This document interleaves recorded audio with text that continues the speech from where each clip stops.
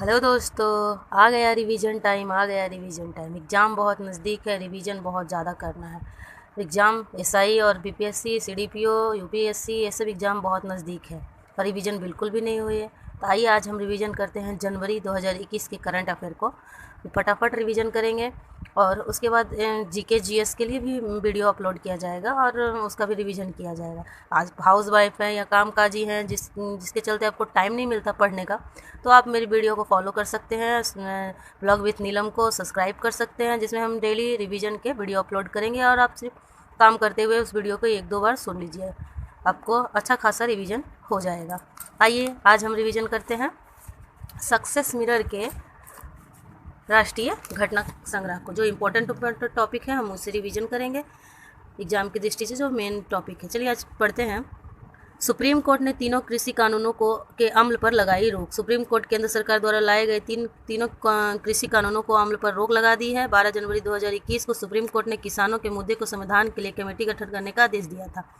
Committee सरकार किसानों के बीच कानूनों जारी विवादों समझेगी और सर्वोच्च अदालत में रिपोर्ट सौंपेगी। कैसी होगी कमेटी का गठन? तो होगा कि सुप्रीम कोर्ट ने जिस कमेटी का गठन किया गया उसमें कुल 4 लोग शामिल होंगे। भारतीय किसान यूनियन के भूपेंद्र सिंह मान, डॉक्टर प्रमोद कुमार जोशी जो अंतर्राष्ट्रीय नीति प्रमुख है, अशोक गुलाटी जो कृषि विशेषज्ञ और अनिल घनवर जो सिपकेरी संगठन महाराष्ट्र शामिल है।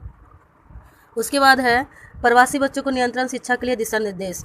देश के शिक्षा मंत्रालय ने 12 जनवरी 2020 को स्कूल के बाहर बच्चों को कोविड-19 महामारी के प्रभाव कम करने के लिए प्रवासी बच्चों के प्रवेश पहचान पत्र नियंत्रण शिक्षा दिशा निर्देश जारी किए।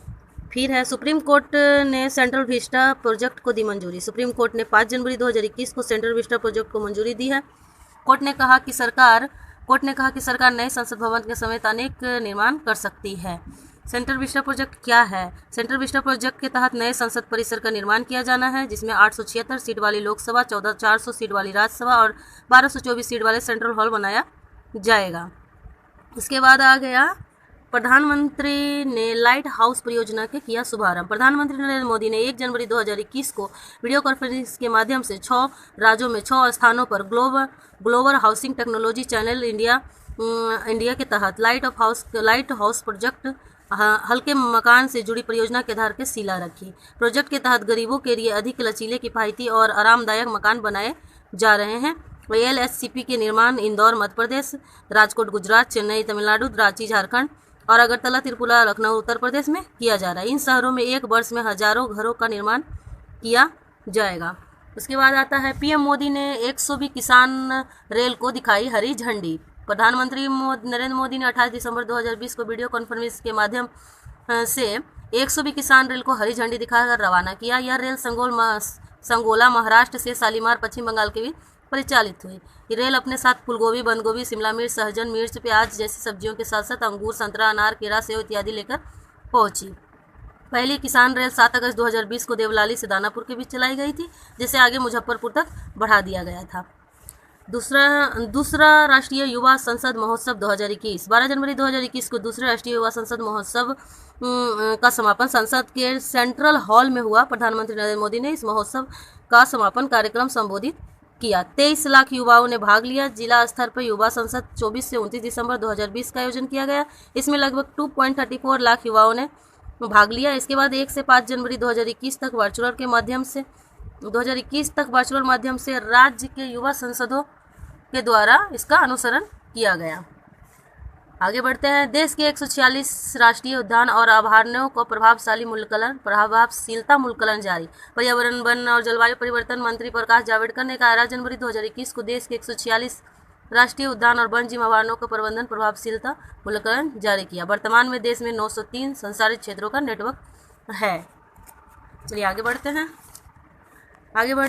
स्टैचू ऑफ यूनिटी को जोड़ने वाली 8 ट्रेनों को हरी झंडी। प्रधानमंत्री नरेंद्र मोदी ने जनवरी 2020 को वीडियो कॉन्फ्रेंस के माध्यम से विभिन्न क्षेत्रों में साथ गुजरात के केवड़िया में स्टैचू ऑफ यूनिटी जोड़ने के 8 ट्रेनों को हरी झंडी दिखाई। इतिहास में यह पहली बार था कि विभिन्न स्थलों पर कई ट्रेनों को गंतव्य एक के लिए रवाना किया गया है। दिल्ली मेट्रो में भारत की पहली ड्राइवर लाइसेंस ट्रेन को हरी झंडी। दिल्ली में मेट्रो दिल्ली मेट्रो में भारत में पहले ड्राइवर लाइसेंस के हरी झंडी दिखाई। प्रधानमंत्री नरेंद्र मोदी ने दिल्ली मेट्रो की मेजेंटा लाइन पर देश की पहली पूर्ण संचालित ड्राइवर लाइसेंस ट्रेन सेवा को दिसंबर 2020 में हरी झंडी दिखाई। इसके अलावा दिल्ली मेट्रो रोड में कॉरपोरेशन, डीएमआरसी और एनसीएमसी सेवा के जोड़ने के लिए प्रधानमंत्री दिल्ली मेट्रो की एयरपोर्ट एक्सप्रेस लाइन को पुनः परिचालित राष्ट्रीय कॉमन मोबिलिटी कार्ड का भी शुभारंभ किया। आइए आगे बढ़ते हैं। इंडिया इनोवेशन इंडेक्स 2020 में दिल्ली प्रथम स्थान पर रहा। कर्नाटक में 20 जनवरी 2021 को नीति आयोग द्वारा जारी किए गए इंडिया इनोवेशन इंडेक्स 2020 देश के सबसे नवाचारी प्रमुख राज्य के रूप में अपना स्थान बरकरार रखा। इंडिया इंडेक्स में कर्नाटक 42.5 स्कोर हासिल किया और इसके बाद महाराष्ट्र का अंक 38 था। दूसरे स्थान पर तमिलनाडु 37.91 अंक लेकर तीसरे स्थान पर रहा। बिहार जो था वो 14.5 अंक लेकर अंतिम स्थान पर रहा और कुल 46.60 स्कोर के साथ केंद्र शासित राज्य शहरी राज्यों को दिल्ली ने प्रथम स्थान हासिल किया। नितिन गडकरी ने राष्ट्रीय सड़क सुरक्षा अभियान की शुरुआत। केंद्रीय सड़क परिवहन और राजमार्ग मंत्री नितिन गडकरी ने 18 जनवरी 2021 को राष्ट्रीय सड़क सुरक्षा अभियान की शुरुआत की और भारत सड़क सुरक्षा के बारे में जागरूकता पैदा करने और सड़क दुर्घटना को कम करने के उद्देश्य से राष्ट्रीय सड़क सुरक्षा माह का आगाज किया। राष्ट्रीय सड़क सुरक्षा माह के तहत 18 जनवरी से 17 फरवरी तक एक माह तक सड़क सुरक्षा अभियान चलाया गया। अब आते हैं राजपथ पर दिखी भारत की ताकत शक्ति का विरासत की झलक। देश में लोगों ने 26 जनवरी 2021 को 72वां गणतंत्र दिवस मनाया। प्रधानमंत्री मोदी ने परेड से पहले नेशनल वॉर मेमोरियल जाकर शहीदों को श्रद्धांजलि दी।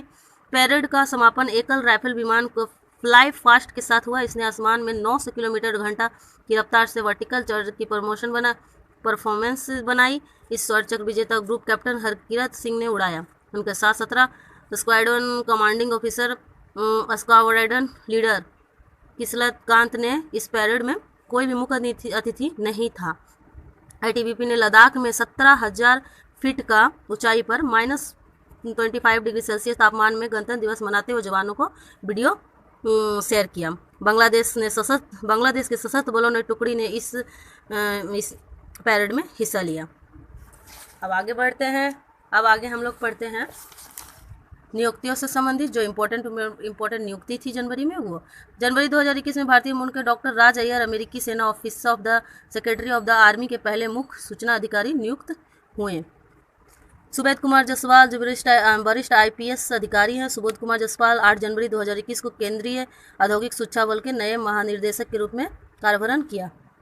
संजीव कुमार मंत्रिमंडल की नियुक्ति समिति 1 जनवरी 2021 में संजीव कुमार को दूरसंचार कंसल्टेंट इंडिया लिमिटेड के नए अध्यक्ष और प्रबंध निर्देश के रूप में नियुक्त करने की मंजूरी दी। किरण रिजिजू खेल एवं युवा मामलों में मंत्री किरण रिजिजू को जनवरी 2021 में आयुष मंत्रालय का अतिरिक्त प्रभाव दिया गया है।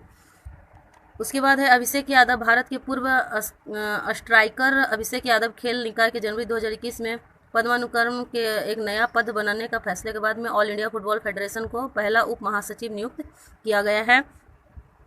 करण बाजवा गूगल क्लाउड के कारण बाजवा को जनवरी 2021 में एशिया प्रशांत के लिए अपना नया प्रमुख बनाने की घोषणा की है।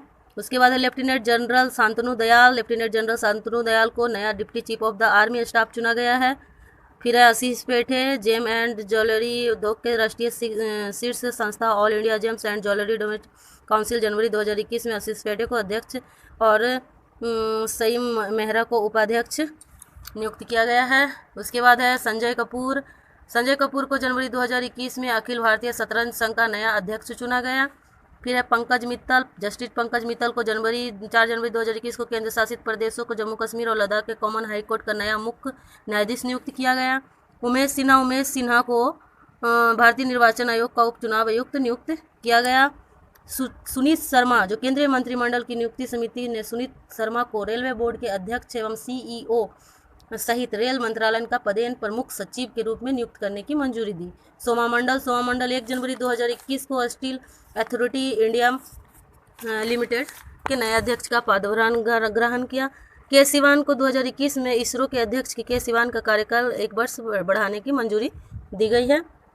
बीर वी साहूजा RBL बैंक के निदेशक मंडल ने बीर वी साहूजा को 3 वर्ष के लिए बैंक का प्रबंध निदेशक और CEO के रूप में पुनः नियुक्त करने की मंजूरी दे दी है। Kiran Mazumdar Shaw US India Business Council ने जनवरी 2021 में 3 टॉप कॉर्पोरेट लीड्स के लिए USIBC के 2021 ग्लोबल बोर्ड ऑफ डायरेक्टर के उपाध्यक्ष के रूप में चयन किया। उसके बाद है यहाँ गरिमा वर्मा, अमेरिकी के राष्ट्रपति जो बिडेन की पत्नी फर्स्ट लेडी जिल बिडेन ने जनवरी 2021 में भारतीय अमेरिकी गरिमा वर्मा को डिजिटल निदेशक और माइकल लॉरोसा के प्रेस सचिव के रूप में नामित किया। उसके बाद आता है पुरस्कार और सम्मान। राष्ट्रीय कवि प्रदीप सम्मान 2019 और 20। 2019 का राष्ट्रीय कवि प्रदीप सम्मान प्रख्यात कवि डॉक्टर कुंवर बेचन जो गाजियाबाद के उन्हें मिला। और वर्ष 2020 का राष्ट्रीय कवि प्रदीप सम्मान डॉक्टर शिव ओम अंबर जो फर्रुखाबाद के हैं उन्हें प्रदान किया गया। उसके बाद आता है प्रधानमंत्री राष्ट्रीय बाल पुरस्कार 2021। 2021 के लिए प्रधानमंत्री राष्ट्रीय बाल पुरस्कार 21 राज्यों और केंद्र शासित प्रदेशों के 32 जिलों और 32 बच्चों को 26 जनवरी को प्रदान किया गया। उसके बाद है business assistant banker of the year, federal bank के प्रबंधक निदेशक और मुख्य अधिकारी को श्याम श्रीनिवास को जनवरी 2021, 19, 20 के लिए business assistant banker of the year के लिए चुना गया है। उसके बाद Indian personality of the year पुरस्कार केंद्रीय सूचना प्रशासन मंत्री प्रकाश जावड़ेकर जनवरी 2021 में प्रसिद्ध अभिनेता और गायक विश्वजीत चटर्जी को Indian personality of the year पुरस्कार दिया गया।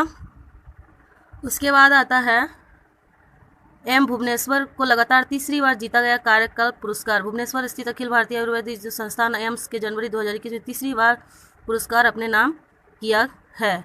उसके बाद आता है पंडित सतीश व्यास को तानसेन सम्मान। मध्य प्रदेश के ग्वालियर में दिसंबर 2020 से 96 तानसेन संगीत समारोह प्रसिद्ध संतूर वादक पंडित सतीश व्यास को प्रतिष्ठित तानसेन पुरस्कार से सम्मानित किया गया। दोस्तों, आपको ये वीडियो कैसी लगी? अगर आपको ऐसी और वीडियो चाहिए तो प्लीज़ मेरे चैनल को सब्सक्राइब कीजिए और मुझे कमेंट कीजिए ताकि और मैं ऐसी वीडियो बना सकूँ। Thank you friends.